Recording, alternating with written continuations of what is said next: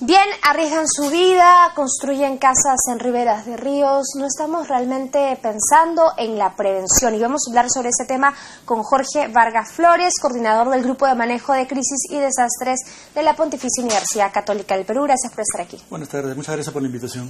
Bien, sin duda, al parecer no estamos preparados para los desastres y Ecuador nos ha dado un ejemplo, ¿no es cierto?, de lo que es ejecutar todo el presupuesto que tienen para prevención. ¿Y se ha mitigado en algo este desastre natural para este país?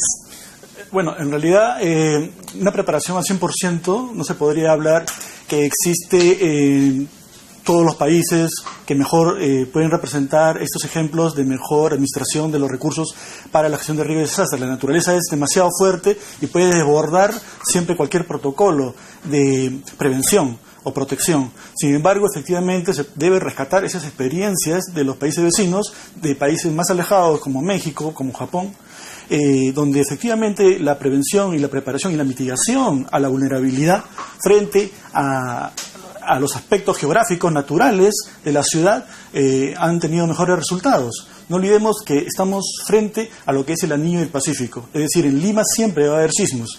Es algo normal de nuestra vida cotidiana que deberíamos nosotros saber, entenderlo y por lo tanto estar preparados para esta situación. Exacto. ¿De quién es la responsabilidad de lo que está ocurriendo? ¿De los gobiernos locales, municipales, del gobierno central, de nosotros mismos? De todos.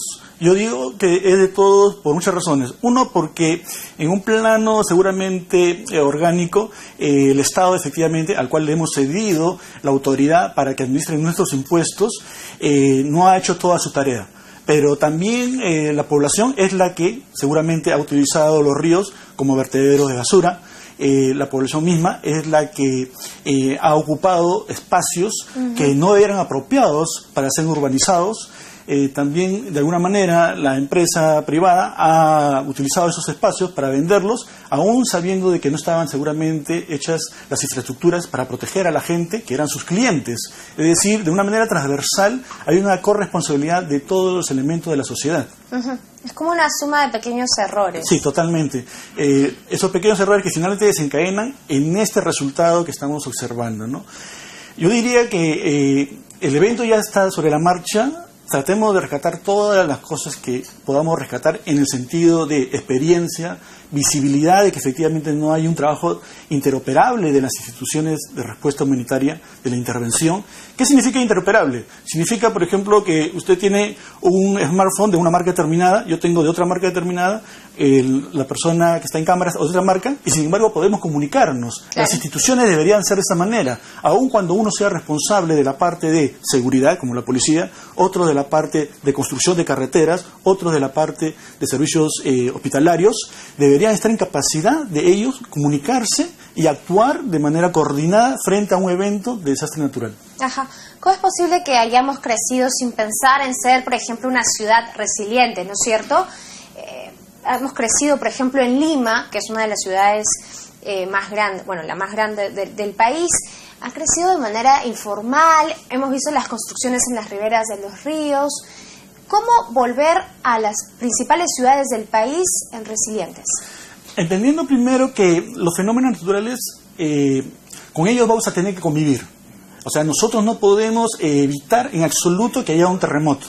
No podemos en absoluto evitar que haya lluvias, que de periodos cíclicos se carguen estas y desborden como huaicos.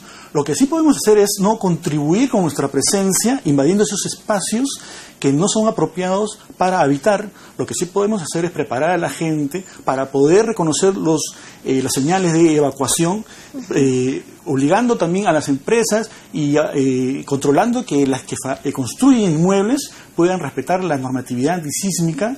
Esos elementos que son propios de la ciudadanía, que están a nuestros alcances, sí nosotros podemos hacer. Es decir, asumir esas responsabilidades desde nuestro ámbito particular, sea en la empresa, sea en la sociedad, sea en las escuelas, todos de manera transversal deberían estar preparados para estos eventos. Y efectivamente, retomar una visión más holística de cómo es que nosotros somos parte de la naturaleza. No es que debemos avasallar a la naturaleza o pretender de que ésta está para servirnos. Nosotros somos parte de ella. Tenemos tanto derecho a tener un espacio como lo tienen las plantas, como lo tienen los animales, como seguramente la deben tener también nuestros hijos y nuestros nietos, y para esto tenemos que tener ciudades que efectivamente puedan ser resilientes. Es decir, primero, soportar algún golpe. Este golpe puede ser un desastre natural, puede ser un accidente automovilístico de gran envergadura, puede ser una reducción de la temperatura en las zonas altas, altoandinas.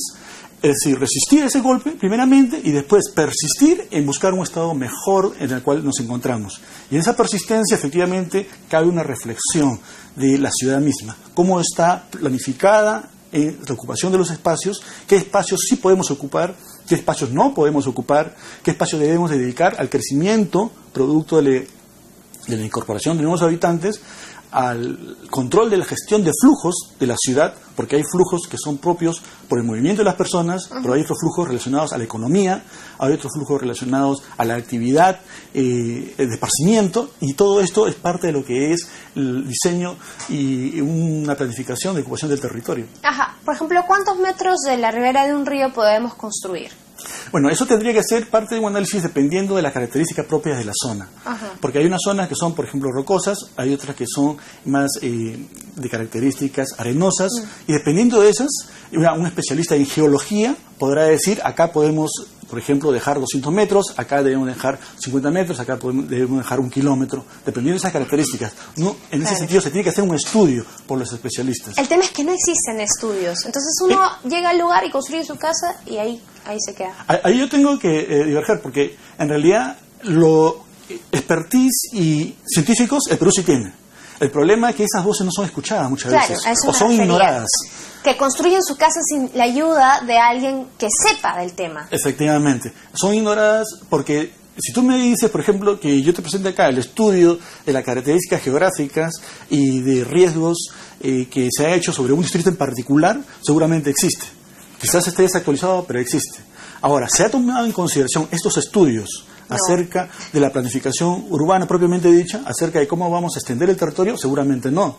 Y parte de eso es que vemos, por ejemplo, construcciones que están al borde del río, que no tienen ninguna lógica, pero sin embargo, organismos especializados de investigar cuáles son las características atmosféricas, de qué tipo son nuestros suelos, efectivamente dónde se encuentran las zonas más riesgosas, sí existen, pero han sido ignoradas durante mucho tiempo. Y yo creo que ahora es el momento de darles un espacio. En esta recuperación, que ya empezó, por ejemplo, en Guarmey y en otros puntos. Sí, pero no olvidemos que el ciclo es, frente a un evento, primero la respuesta, que es atender a la gente que está malherida, enferma, sin alimentos, sin agua. Después viene la recuperación, pero después viene otros elementos, otras partes más importantes, o tan importantes, que es la mitigación y la preparación.